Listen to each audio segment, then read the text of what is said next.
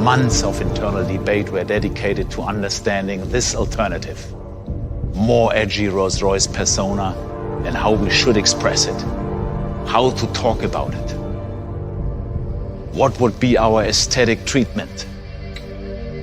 And we concluded that there was only one way to capture the life force of this mysterious identity and present it to the clients whom it would serve.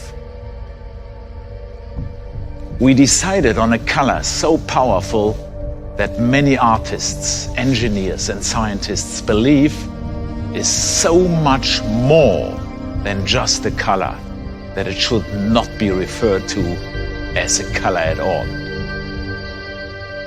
Black.